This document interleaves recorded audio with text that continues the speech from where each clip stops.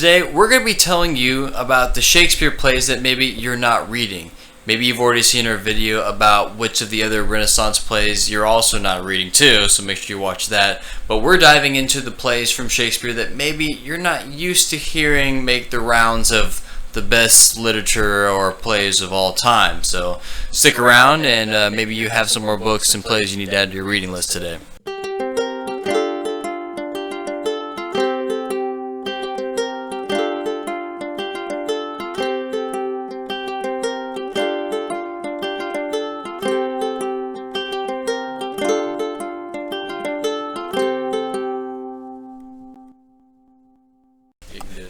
Alright, welcome back, folks. This one's going to be a quick one. We had our other video, which will be coming out shortly or already has previously dropped, our epic John D podcast. That one was, 4+ hours, maybe. Maybe three something. It was just long enough. Maybe not long enough. But today, trying to keep this one real quick. So Brady and I have been having discussions about, why are people maybe struggling with the authorship question? Why is there so much disagreement with candidates? And at some point, Brady and I have become such group theorists, partly because there's a wide variety in Shakespeare and in these Renaissance dramas at large. And so there's a lot of plays in Shakespeare. A very select few of them get read all the time. A very select few of them get put forward in our high school curriculums, at least in America. I'm sure England and other English-speaking countries are probably not too dissimilar. You get to read a handful of them, and it's almost always Romeo and Juliet, Hamlet, Midsummer Night's Dream, definitely Macbeth, and nothing wrong with those, but what are the ones that we're not getting to read, or if we are reading them, how often and to what end and to what purpose? And so today I wanted to really quickly talk about what are some of the most underread or underrated William Shakespeare plays. So talking about strictly plays from the folio, not going into other authors like Dekker or Chettle, not going into the Apocrypha like Edward III or Arden, just talking about folio plays, the 38, 37, 38, 39, 30, 38, it's supposed to be 36, but there's more than 36. So what do I have for you? Well, my most underrated play is King John. Did you know that King John was a Shakespeare play?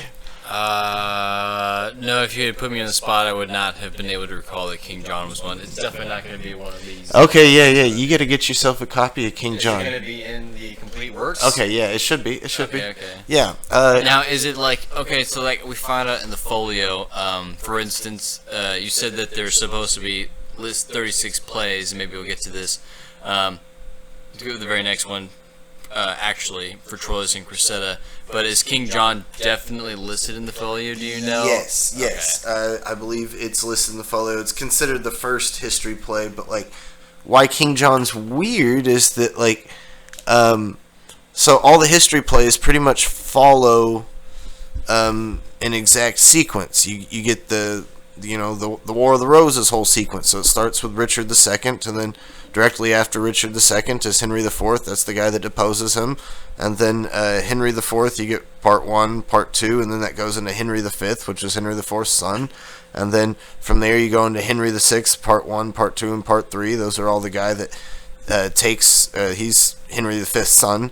And then you get Richard III, who takes over from technically his brother, but his brother's in that play, who takes over from Henry VI. So it's this direct thing.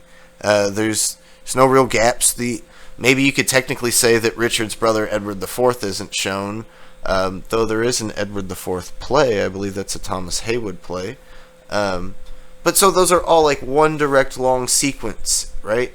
And then King John, where's King John? He's right. He must be right before Richard II, right? No, King John's way before. Yeah, he's like 100 plus ish years before. That's not the same King John as Robin Hood's King John. Yes, it is. Oh, it is the same King John as Robin Hood's King John. Yes, it is.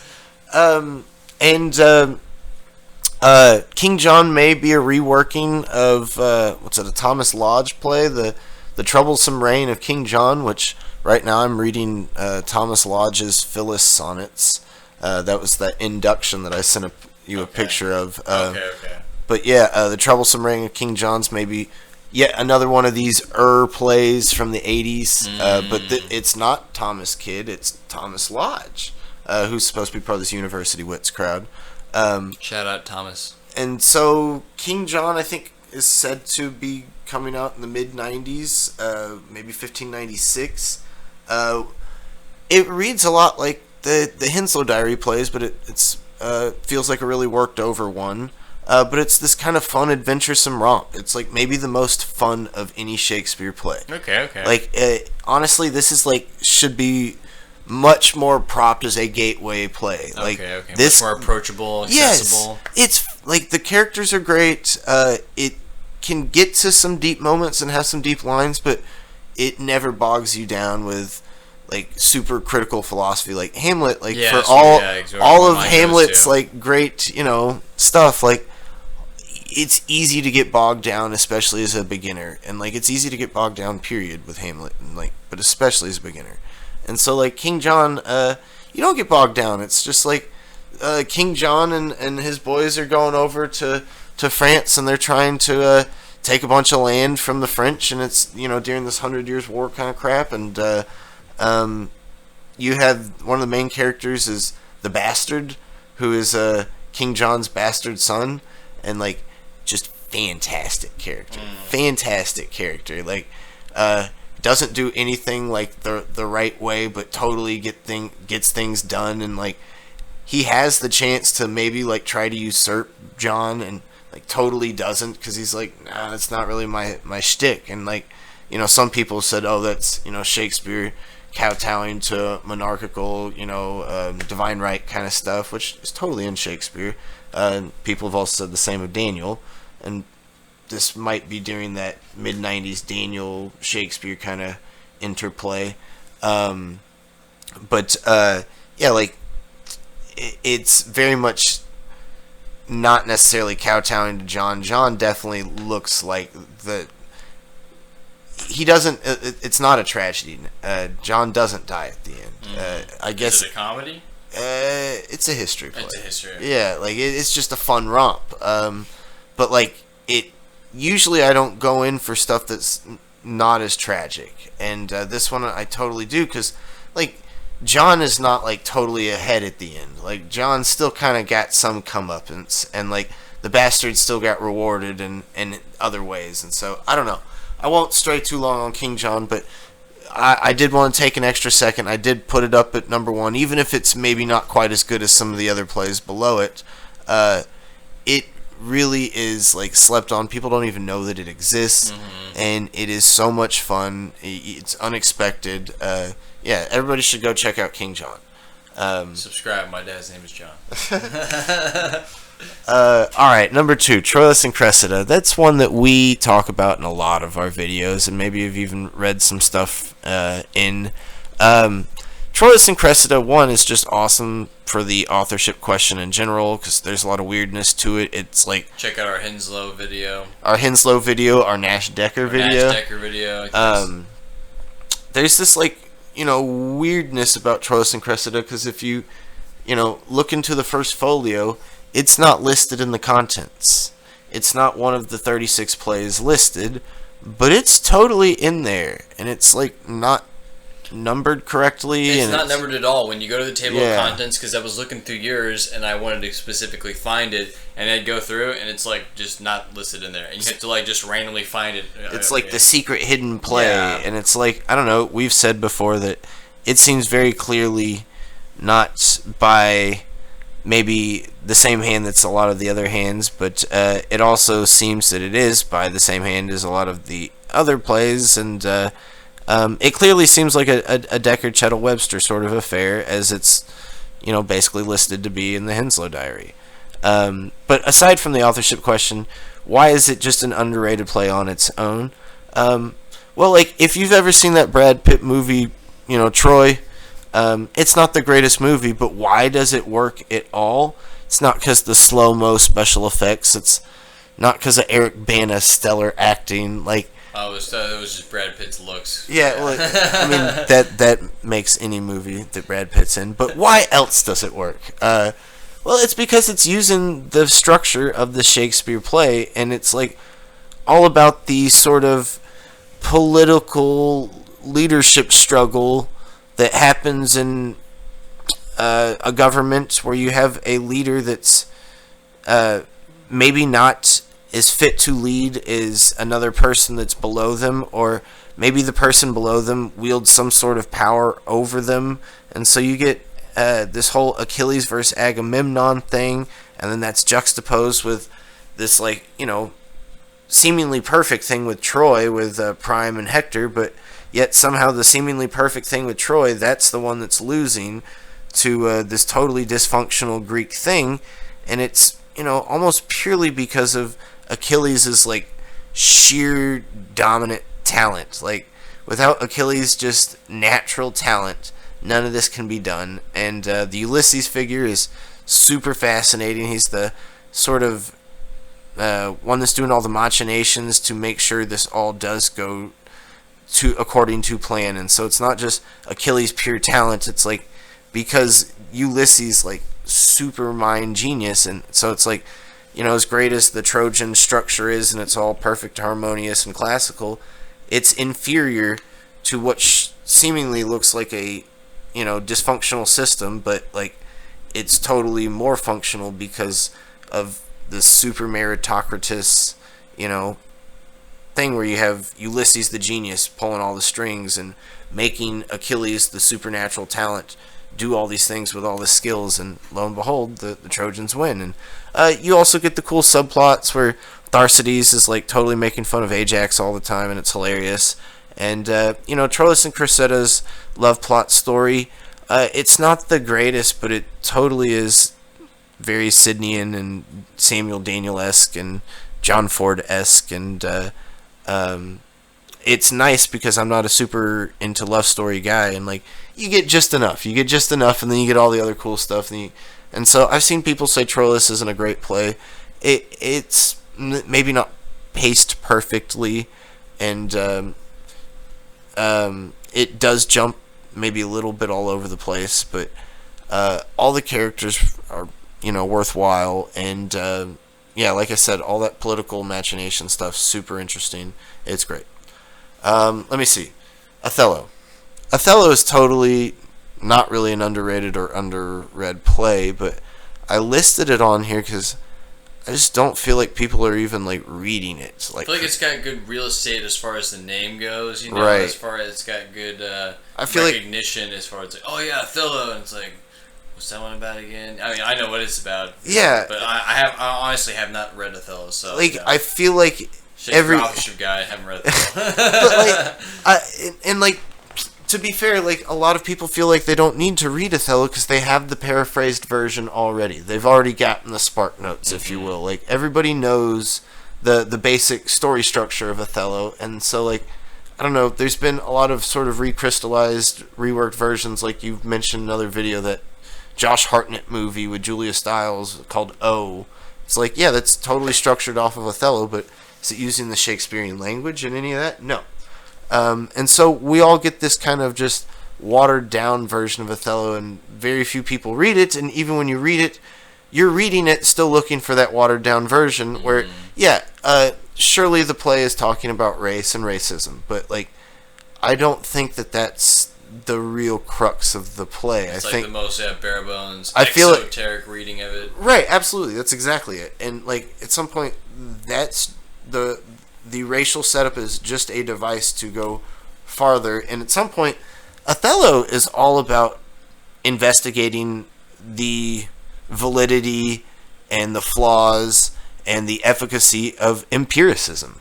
Like Othello's all about like how do you know what you know? Is it because you saw it? Are you sure you saw it? How do you know that? It's kind of that Agrippa system too, though, that sort of ultimate skepticism about And stuff. what I find super interesting is that, Francis Bacon's supposed to be sort of the father of empiricism, and Bacon's supposed to be writing all this Shakespeare. And one thing that I want to kind of ask Baconians about is like, well, then why the heck does Othello like undercut empiricism more than anything I've ever seen? Like, constantly Othello is undercutting empiricism, because if you go only by what is observed, you are necessarily going to be led down a wrong stray path, and it's the road to ruin. And that's what Othello does. That's what Desdemona does. That's what everybody but Iago does it, and they're all led to ruin. What does Iago do?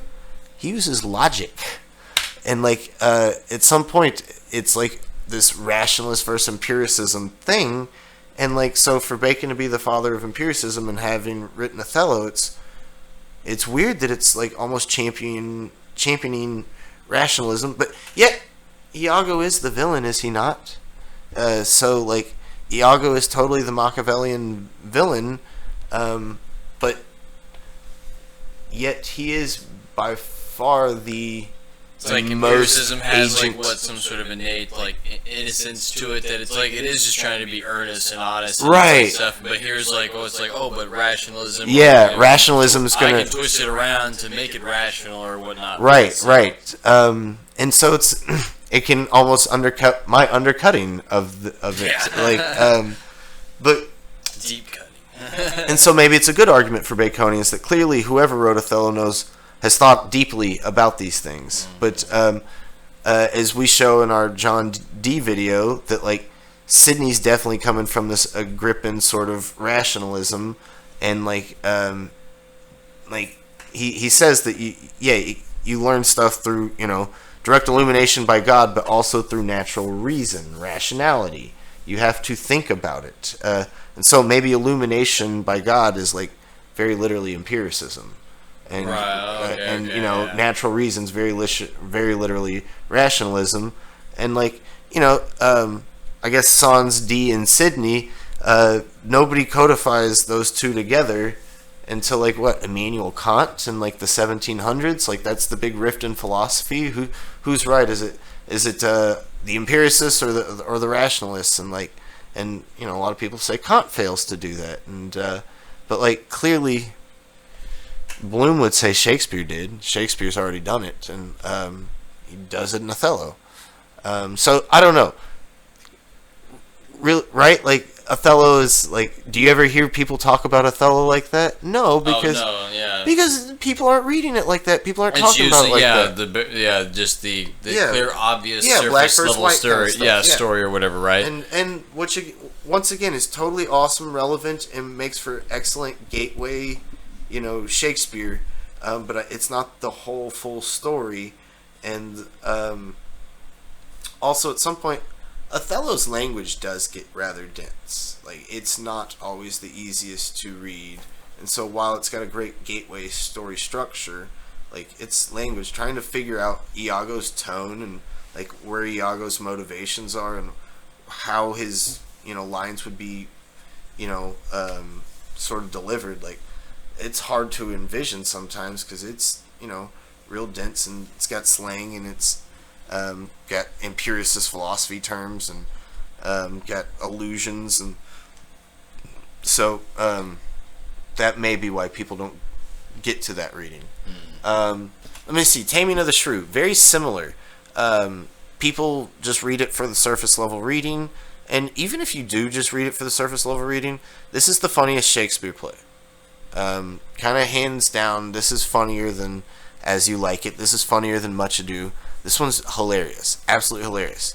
It's maybe problematic, like in the 21st century, it's super misogynistic, or got a lot of gender biases, and it's now that gaslighting's this big term, it's totally basically just how to gaslight a woman into marrying you, which people find super problematic, but once again, that's just the surface level reading, and if you read it in a more allegorical stance, which I think I bring this up in the D video, that like this play is totally about how to get a whole group of people, how to get the democratic mass, the Leviathan, to move a certain way and to do a certain thing when it's totally set against it, and what kind of person and demagogue type leader it takes to convince them to do these sorts of things. And so Petruchio is not just the butthole boyfriend. Like, Petruchio is very much this allegorical stand-in for what a leader or demagogue or even just governmental policy and philosophy needs to be to please a hostile body of people.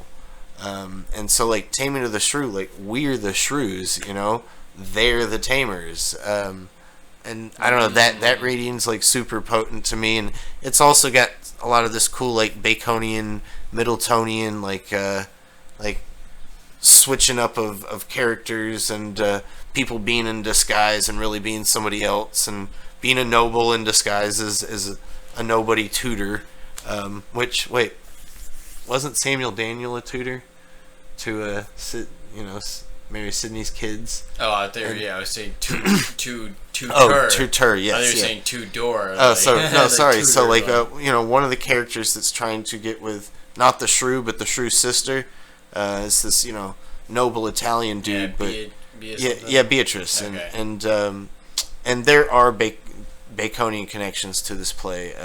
I forget exactly what they are, but I think there was a guy that lived in Bacon's household named Petrucci, and he was totally in love with Bacon's aunt named Catherine or Kate, which Petruchio was, Taming the Shrew Kate, and that Bacon's mom Anne Bacon is sorry, not Beatrice, Bianca. Bianca, okay. Yes, Bianca is a anagram for Anne Bacon loosely, and so maybe there's something to that.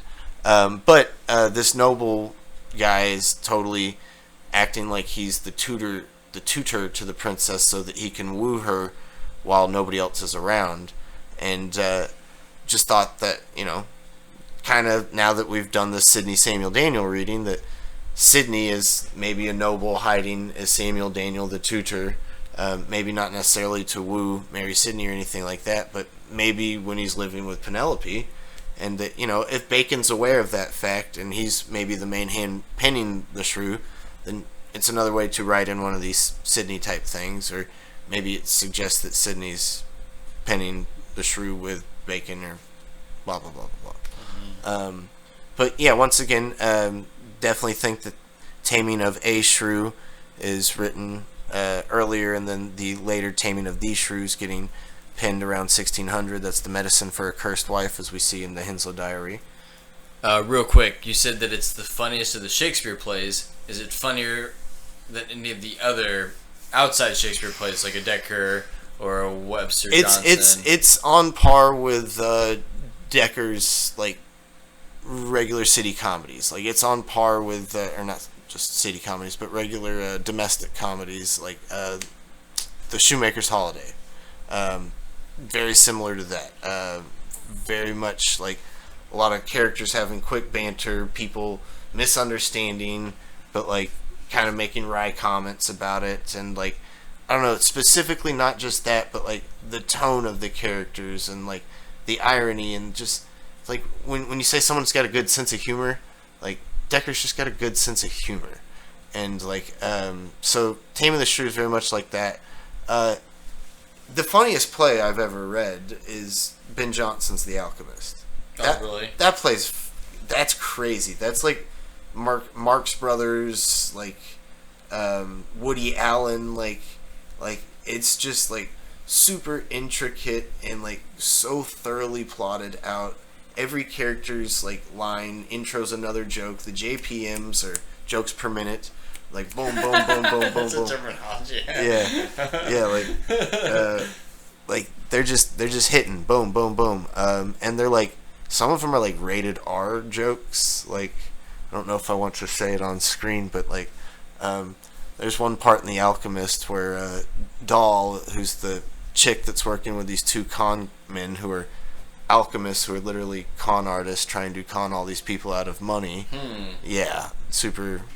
And like, but clearly Ben Jonson knows all about alchemy because it's all like actual alchemy philosophy is like interlaced into the play, and like the main character, the Doc, the one that's like doing this stuff, that's the con artist.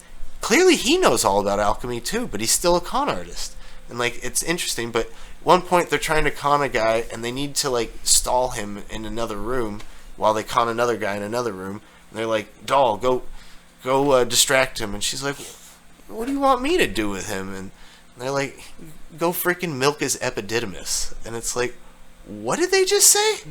Like, yeah, folks, go look that up, see what that word means. Like, yeah, that's in Ben Jonson. I couldn't teach that in my classroom if I wanted to.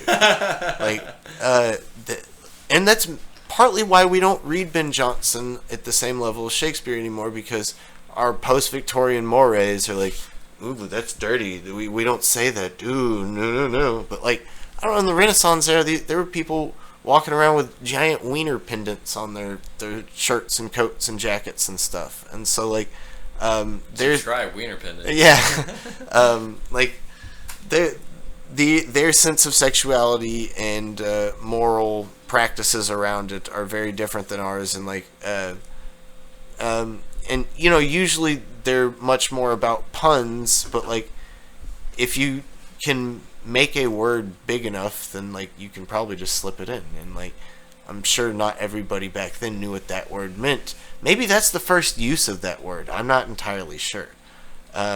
So yeah, but that's in Ben Jonson's The Alchemist, and like, that's just one of many ridiculous things. And the plotting is so great. The characters are so great. And by the way, it follows perfect dramatic unity according to Sidney's prescriptions. And it is an out-and-out comedy. It does not blend the genres according to Sidney's prescriptions. So. Unlike Shakespeare too, right? Yeah.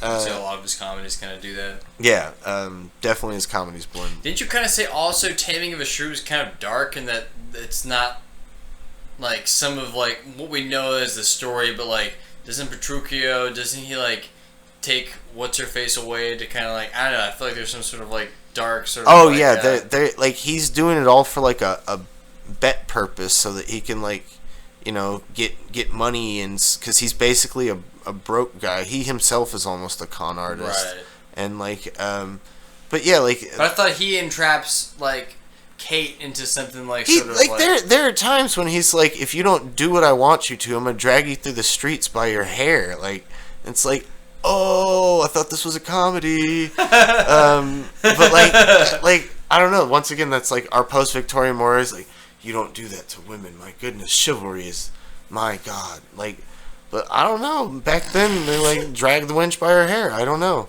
Like, and Sean Connery, you're gonna go slap. Yeah, like, back to our James Bond. There you go.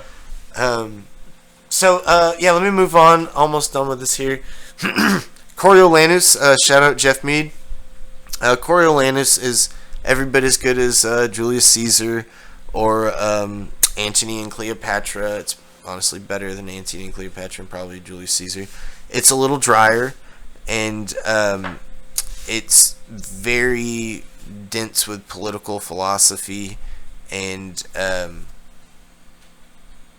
it's paced a little slowly at the start, and then it just goes and goes and goes, and then it climaxes and it's over. And so some people struggle a little bit with that, but it is amazing. It is also very much about political leadership versus the people and what the relationship is between them, and like it's like almost a investigation or undercutting or criticism of Stoicism. Oh, really? Like, yeah, Interesting. Coriolanus is like the ultimate Stoic. He's like, he doesn't care what the people do or don't think about him. He's just doing everything because it's the right thing to do. And like, he almost gets frustrated with people when they like romanticize him, and he's like, no, I'm just doing this to do it. And but at the same time, he is totally, partly because of his Stoic values, he's totally an elitist. Like, he hates the common rabble. and like Yeah, he thinks he's like above them or something. like he hates the common rabble because they're very fickle. They're not fully understood. Yeah. And like he's totally right. Not disciplined. Yeah. Right. Not. But like his like. He refuses to hide that. He refuses to sort of flatter them. He refuses to not be honest about it. And so he lets people know, like, yeah, I don't do this because I like you. I do it because it's the right thing. And guess what? People didn't like hearing that. And they're like, we're going to kill Coriolanus. I got to get out of here. And it's kind of, and like he ends up like almost, spoiler alert, turning against his city and his mom and his wife and his family and all that. Shout out to Dennis McCarthy on the back of my Scenic Classic book. It says it includes the source from which Shakespeare derived Coriolanus, Plutarch's Lives of the Noble Grecans and Romans, translated by Sir Thomas North. Yep, Thomas North, who evidently, because of maybe some of the finds on the back of McCarthy's research, we now know North was writing for Leicester's Men. And, there we go. There's that Leicester Circle stuff.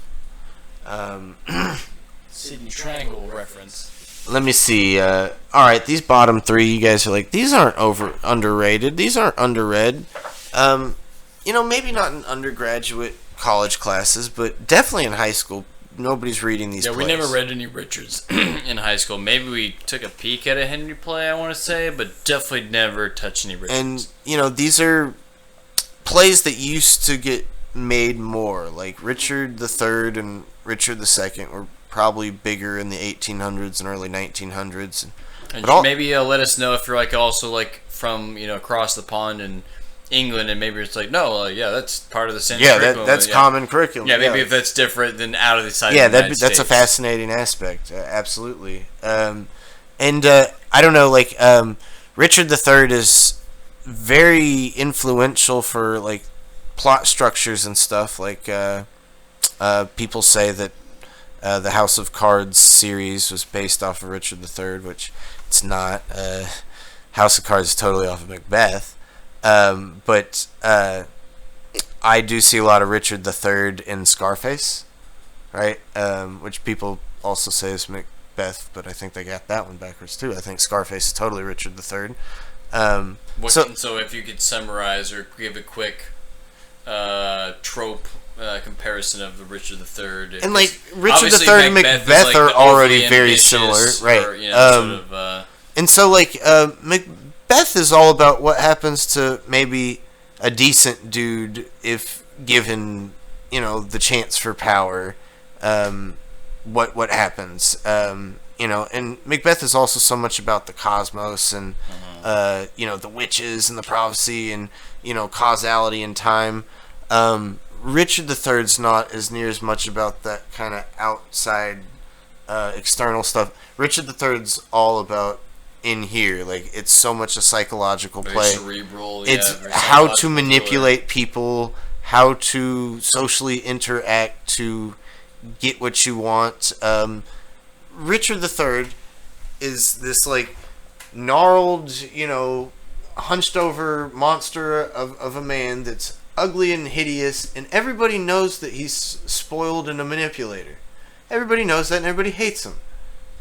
And yet, this man somehow manages to puppet all these people against each other while they know it, openly in front of them, showing them he's doing it. He's like, guys, I'm puppeting you. I'm going to get you to hate each other. And he almost essentially tells them, but because he does the right tone, with the right words, with the right thoughts, knowing the right relationships, knowing already beforehand, using negative capacity to like figure out, this is what this person wants to hear, this is what I'll tell them. This is what this person wants to hear, this is what I'll tell them.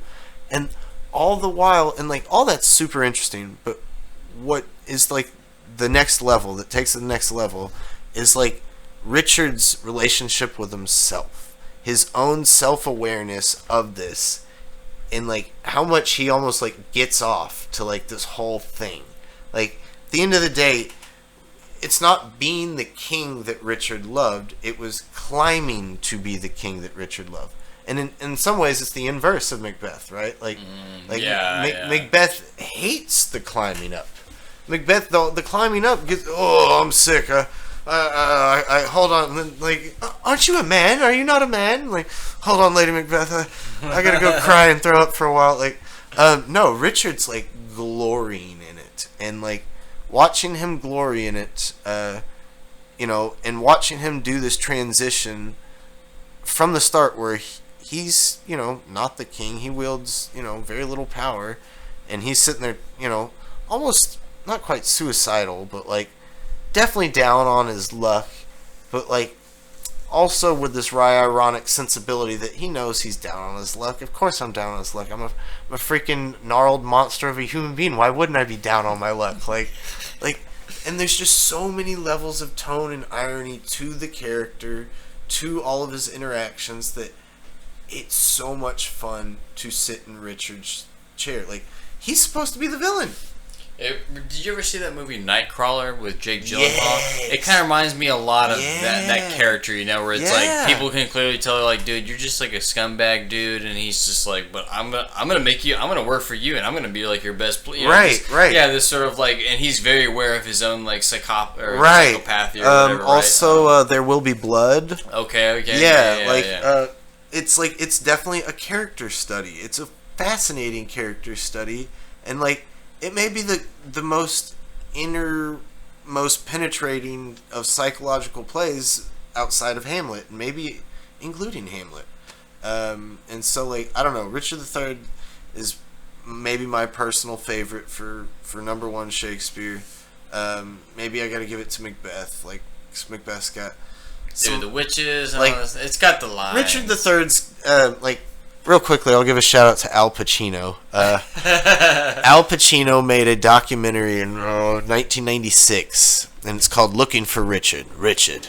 And it's because he was trying to make a production of Richard III, and he didn't quite fully get the backing or investment, and so he decided, I'll take it under my own hands, and I'll do it myself, and we'll do it kind of pro bono, and we'll shoot it. But like, as he was doing it, he didn't know what he was doing, and so he wanted to like get other people's help. And then he was like, well, if I get all these other people's help, let me do like a behind the scenes documentary of me making this. And so Looking for Richard started out as a behind the scenes documentary of him making Richard III production, and then the whole most of it is just the documentary. It all fell apart, and so all you don't even get the Richard III production.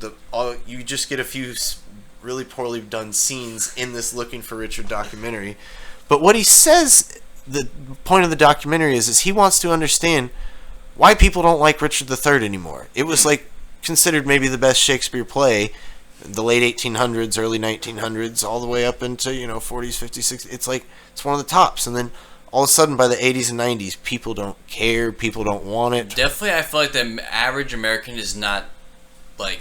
Richard III is like, who? Like, yeah, like what? Yeah, like even Henry is like, yeah, he was a king, right? Like, Henry V. Even something about Henry IV and like even Falstaff, something about those connotations just has more to latch onto, or whatever, right? But yeah, Richard, it's like, and once again, Scarface is based off of Richard III. Who was the star of Scarface? Al Pacino. So there should be some connection. He should know about it, but apparently he doesn't, and so he has to hire a guy to be his like Shakespeare interpreter, basically. And so as he's trying to write out the production, which he's hired people like Kevin Spacey and stuff in this production, which Kevin Spacey's all over this production. And you just mentioned House of Cards earlier. There you go. Which, by the way, Kevin Spacey looks at the camera maybe up to 10 times, never says a line in the entire documentary. He just in fact, what the hell? Kevin Kline has more lines in the documentary than Kevin Spacey, even though Kevin Kline totally declined to be in the production because he clearly could tell that nobody knew what was going on. And so, Al Pacino goes and just does this almost candid interview, and he's like, "Why don't people like Richard III?" And Kevin Kline gives an absolutely great answer, and but you can tell by his tone of voice, he's like, you can just tell the trepidation he feels about this whole project. It's going to be a disaster. But Kevin Kline says that the problem with Richard III is that the cast is gigantic. So one, it's hard to like get money for, to get all those characters. But even if you're just reading it, you have to memorize all those different characters, and you have to understand all their interactions so you can understand how people can be pitted against each other. And at some point, to understand that, you have to know basically the whole entire War of the Roses, which, if you know the War of the Roses, there's like 14 people named Henry. There's like 14 people named Edwards, and they're on different sides. And these people are all interrelated, by the way. And like at the end of the day, the thing that solves everything is incest. And so like it's several levels. Like Richard tries to solve it with incest, and like tries to marry his niece in the play, and like doesn't maybe fully get to, even though he thinks he does. But like what solves it at the end is Henry Richmond marrying the niece, but it's, you know, not super closely incestuous, but they are related back to each other, back through John of Gaunt. And so like at the end of the day, monarchy for them was all about who had the most claim to the throne, and you get the most claim if your parents are more closely related to the king and queen. That happens if they're brother and sister or cousins, and like it's this weird, you know, shout out back to John Ford. Tis a pity. She's a whore. Shout out Games of Thrones. Well, and yeah, Games of Thrones, all based on War of the Roses, and very much influenced by Shakespeare. So yeah, that I'll leave it off of Richard III, but check out Al Pacino's joke of a documentary. Maybe in another video I'll show why. Official review. Yeah, like why Al Pacino. Okay, maybe I'll just do it really quickly right here. At the start of Richard III, there's a prophecy, going back to our Philip Sidney and our John D video talking about prophecy.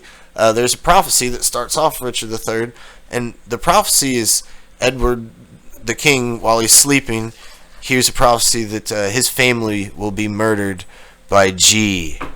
And so, like, G? and conceivably, we don't get this, but conceivably what happened off screen is that Richard went and got his brother drunk, and his brother the king fell asleep, and while his brother the king is asleep and drunk, he's whispering in his ear saying, you know, beware, your family will be murdered by G. And you know, like, but we don't actually get that scene, but conceivably that's what happened, because at some point Richard says like, yeah, I kind of made this happen. And so it's supposed to be a trick, because what happens is that the king locks up his other brother George, because George's name starts with a G, right? But George throughout the play is called Clarence because his name is George and he is the Duke of Clarence. And so, and if you read it, his lines are Clarence. It's not George. It's like Clarence, the character, says this. Well, Richard isn't called Richard by most people. What do most people call Richard?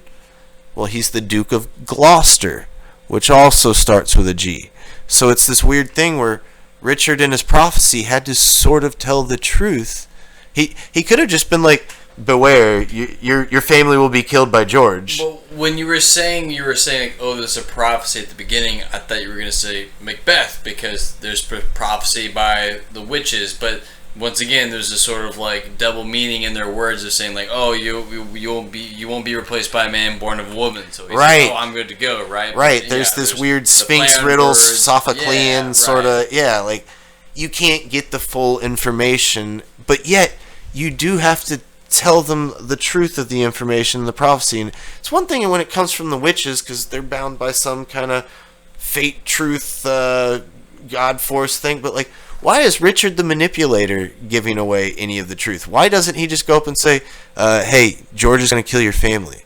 Why doesn't he just say, yeah, your brother George, Duke of Clarence, is going to murder your family? Like, no, he has to give this by the letter G. And it's because he himself is the Duke of Gloucester. He's the one that's going to do it. He's the G that's going to murder their family. Why give himself away like that? But that's part of the fun and interesting, you know, thing that sets the path of Richard in. And like, he's so self-sure. It bothers me because that, if anyone's familiar with the like a predictive programming phenomenon, that's definitely what it reminds me of. Absolutely. So. And like, that's what I'm talking about. This is deep. You know, this plays deep. But sorry, to go back to Al Pacino. To go surface level again.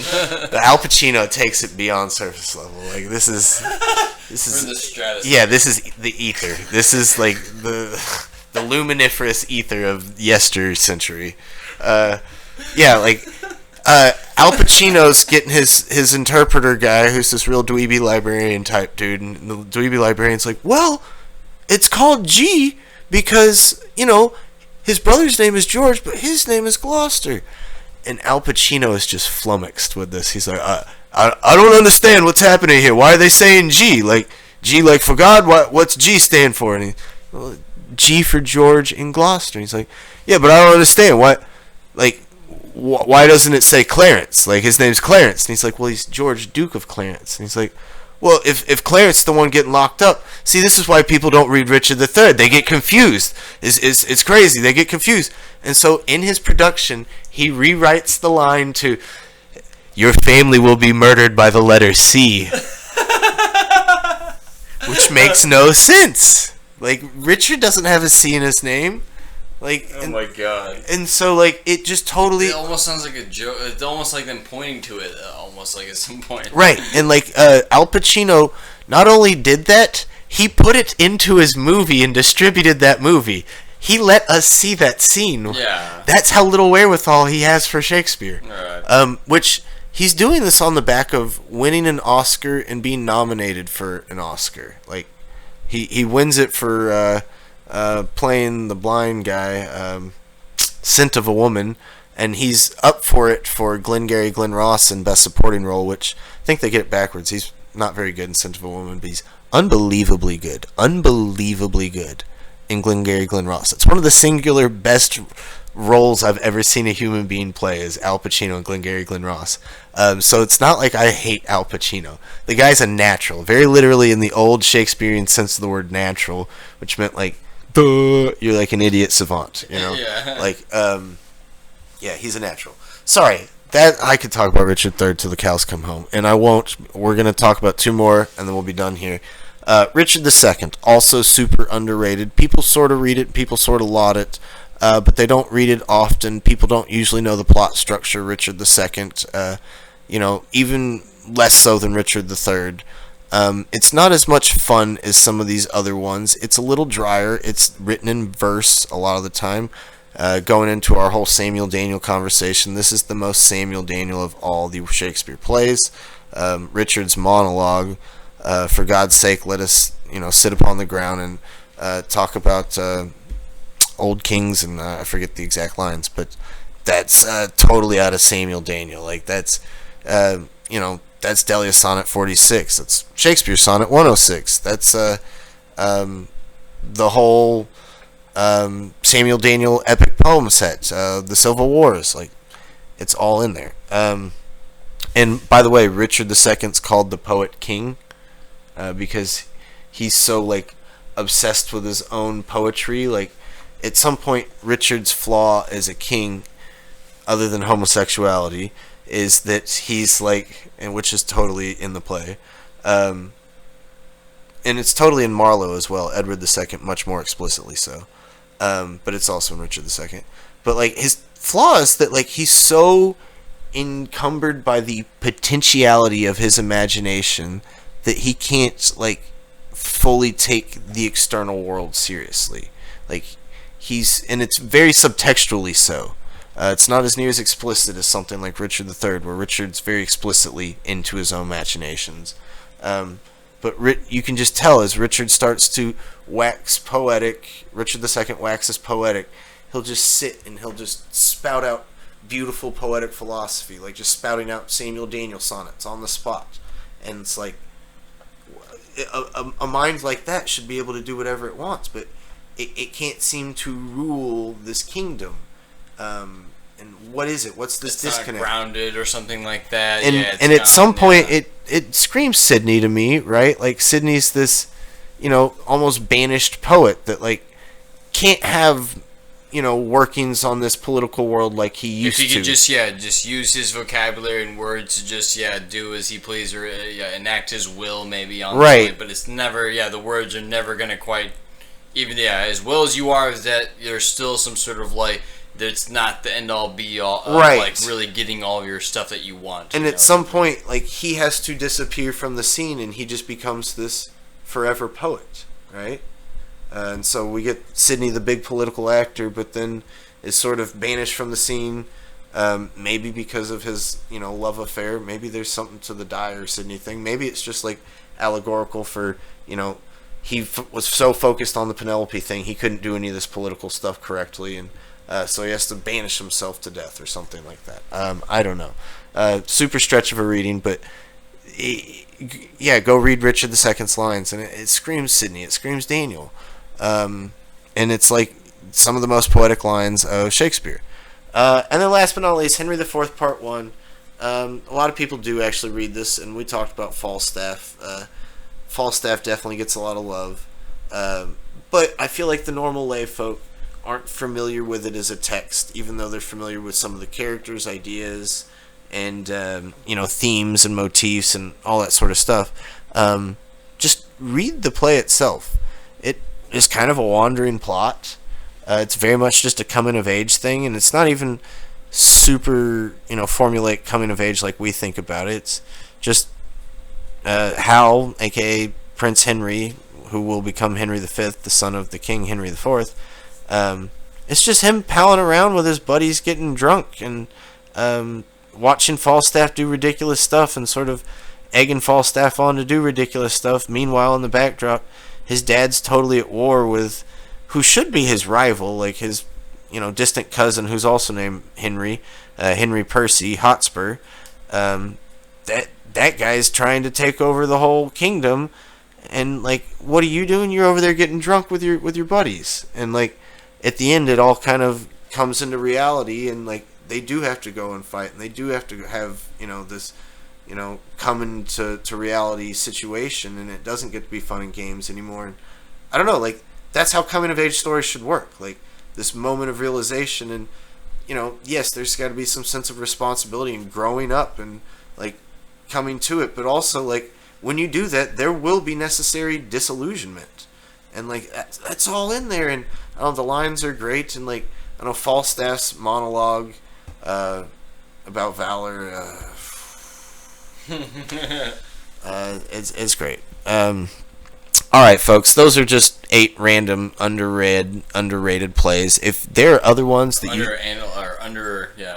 underanalyzed and misunderstood, whatever we want to call it. These are 8 plays that people need to go and read deeply into and enjoy and have fun. These are fun plays, they're deep plays, they're cool plays. There's a fair amount of range and variety between them, so check these plays out. If you think there are other underrated or underread plays, please check it out. I guess real quick to maybe justify this, not to keep the video too much longer, but let me flash up here real quick if you want to pull it up. Let me see. Let me come over here real quick.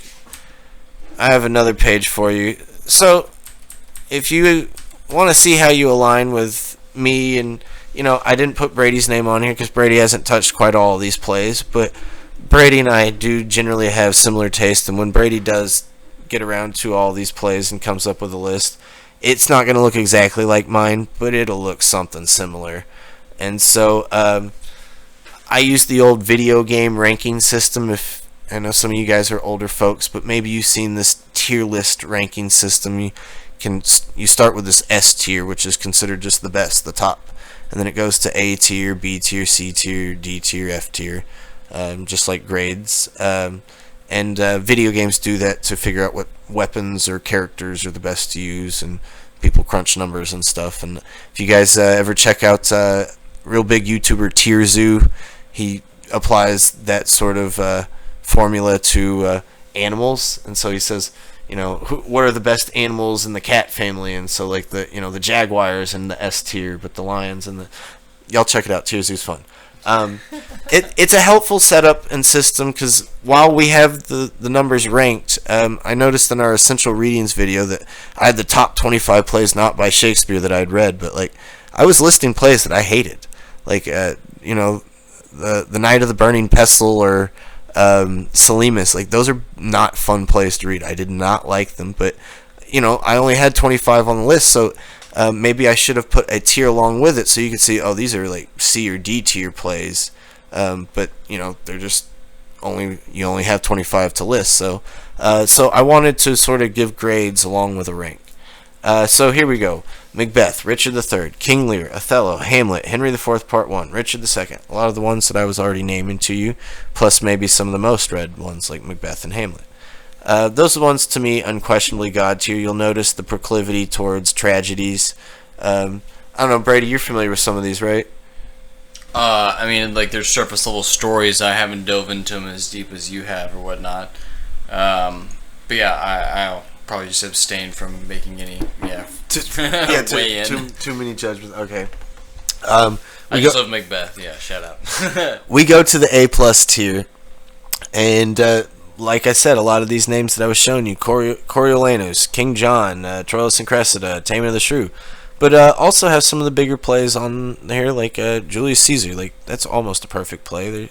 There's some stuff that gets a little dry or boring and a little weird with the pacing. As You Like It in Twelfth Night, I have a hard time distinguishing those two plays from me. Like, clearly they're different plays, but like they're very much about very similar things. Those are the two gender-bending plays. Those are the Mary Sidney plays, as I like to call them.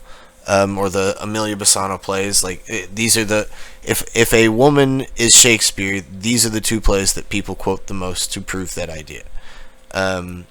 They're both very funny. They're not out and out outrageously funny. They have very funny moments. Twelfth Night, and As You Like It as well, those are almost structured like tragedies. But at some point they just have a happy ending, so boom, comedy. But yeah, The Tempest, Henry IV Part 2, there's a sequel. And then we get into the A-. I would just say real quick that, one, The Tempest also has good real estate as far as like name titles goes, for plays and whatnot.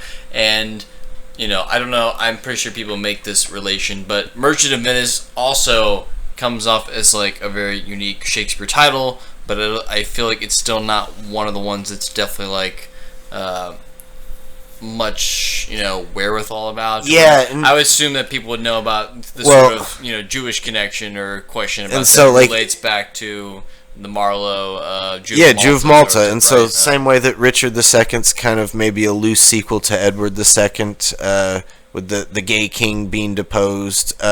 Very much, Merchant of Venice is a loose sequel to Jew of Malta, and it's all trying to work through this anti-Semitic sort of societal structure that it's in. But part of the reason people don't know about Merchant of Venice, that play gets banned. Like it's illegal to buy or read that play in Israel. Really? Okay, yeah, like same with Jew of Malta. Okay, that makes sense. Yeah. Israel. And Merchant of Venice is like much like Richard II's a softer stance on the homosexuality than Edward II. Like Merchant of Venice is a softer stance on the Jewish thing than Jew of Malta is like very much got a cartoon kind of and so but still Jew of Malta's fantastic play. Let me see. A- tier: Henry V, Titus Andronicus, Measure for Measure, Antony and Cleopatra, Romeo and Juliet, Cymbeline, Winter's Tale, Much Ado About Nothing, Midsummer Night's Dream, Timon of Athens. I know some of y'all, like, I'm listing off some of your favorite plays and least favorite plays simultaneously, so this might be grading for folks, but like Titus is so much fun. It's not a great play, but it's so much fun that it's hard to like deny. Whereas like, Antony and Cleopatra, it's a great play, but it's not always so much fun. And like, I don't know, Antony and Cleopatra is just to me more impressive than anything. But it is so scattershot, it is so wide that it's hard to like totally dive into all the time, and like you don't get extended monologues ever. And Romeo and Juliet is like, it's neat and it's got great poetry, but it is the most overdone of Shakespeare, right? Like by far, bar none. And I don't know, the teen love stuff. It's weird and it doesn't do much for me. Like I don't know why I should care that much. They're kids. Like that's weird. But I don't know. Some people go in for that. Cymbeline. Cymbeline's a weird one. That one could go up or down on this list depending a reread. I haven't read it in a long time. Winter's Tale, Much Ado, Midsummer's Night. Midsummer's Night could be lower for me. I was just afraid that people would unsubscribe if I put it any lower. Don't unsubscribe. Midsummer's Night. Yeah, like I didn't even spell it correctly. That's how much I like. Midsummer's Night's a weird one, right? It's like all fairies and like it's got this kind of Greek, satyr kind of, off in fairyland sort of thing, which should be cool, but I don't know. It's like a play within a play sort of thing. It's dense and it's hard to understand like why I'm supposed to care about this and what it's supposed to represent. And I go in for all the sort of fairy folklore stuff and whatnot, but I have not read it, so it's just like, I don't mean to use this terminology, but it's almost like foppy. It's like really dandy, kind of prissy, artsy, like fruity. Yeah, there we go. That like, I don't know. It's frilly, weird. So popish dandy is probably yeah. Let's see. And here's the B tier. Like these aren't bad plays, but they're like super flawed. So let me see. The Henry VI. You can treat those as one big play, although it's not totally evenly written, but you can totally read them like that. They're fun. Some people might be like, how can you rank King John so high and put Henry VI so low? It's like, well, King John like reads a lot like the Henry VI plays. It's just a little more unified, tied together, and a little more fun. And like, all the best characters in the Henry VI plays are like the villain characters. We don't really get any good hero characters. We don't like. There's nobody to rally behind. It's just everybody's kind of terrible, and like each villain's almost like a little mini villain. So it, I don't know, it reminds me of like I don't know, some of these comic book cartoons where you or comic book movies. You get a villain, and then the next movie you get another villain. Next movie you get another villain. Except we don't have Spider-Man, so it's like you just get all these people are trying to go against this guy, and all these people are trying to go against this guy, and all these people are trying to go against this guy, and then ultimately another new villain wins at the end with like Edward and Richard taking over everything. And so it's just a little structurally loose and not totally codified what's supposed to be happening. And then we get all these kind of, to me, the B grade comedies. Like, a lot of people loves Labor's Lost, and I don't know, they're just like early comedies for me that are a little too Italianate. They're not always hilarious. It's very much a lot of little circumstantial kind of like bad puns, and these also feel a little foppy and dandy to me. And then Merry Wives of Windsor. Merry Wives of Windsor is a lot like Taming of the Shrew without all the cool plot and cool philosophy. It's just kind of, it's like almost loose, poorly done Decker, which is probably what it is. That is where the quote of our Shakespeare candle comes from, though. So. Okay, and that said, like, if you're Baconian, like Merry Wives of Windsor may be the most profound play ever, but like, just reading it as a play, like, it's not. It's got a lot of funny lines and it's silly, but it's kind of useless as a whole plot. It's great, when it works on both levels, right? Where it's right. like you're able to get all this deep, intertextual stuff, and also the surface plot is also, entertaining enough. Pericles has a lot of awesome, cool stuff like pirates and double crossing and kings and all sorts of crazy stuff, but like, it's clearly written like 30 years before the rest of these plays. Like, it's like the language is not the same. It's at an inferior level, and so Stratfordians say some guy named George something or other wrote it, and it's like not even George Chapman, just some other guy named George or some guy named William, or they're just like George some guy is like his full name, I think. But like, I don't know what to do with Pericles. Like, it's got some fun stuff, but it's not Shakespeare. It's not very good. And then same with like the rest of these. Honestly, Two Gentlemen of Verona, Henry VIII, Two Noble Kinsmen. These are all like Fletcher plays. Like these aren't very good. I don't know why they're thrown into the folio. Like, you should have put like Arden of Faversham or something in there, but like then you wouldn't get the perfect number 36 and all that. But it's like, I don't know, like yeah, some of these ones at the end. That said, Henry VIII is probably super neutered, and that may be our Cardinal Wolsey play from the from the Henslow Diary, but it's getting super censored, and then because it got so censored, there's nothing left to it, and so they're getting someone like maybe John Fletcher to fill in, whoever John Fletcher is, to fill in what was censored out, and then so we just get some really lame. It's like when the studio meddles with the director, and you need the director's cut. We're not getting the director's cut. We're not getting the original Cardinal Wolsey. We're getting the censored meddling version. So, yeah. All right, guys. We'll close it off there. Told you we'd be quick with this one. This one went a little longer, but that's all right. We love talking about Shakespeare. Love talking about the plays. Let me know what you think about the rankings. Let me know what you think. Some of the most underrated. What needs to be read more. Whether it's the authorship question or just reading for fun or reading for, curriculum in school. Sound off in the comments. Like our videos, subscribe to our videos, go check out our other videos, tell your friends, please share. Anybody that's interested in Shakespeare, let them know. And, thanks for watching, guys. Nullius in Verba.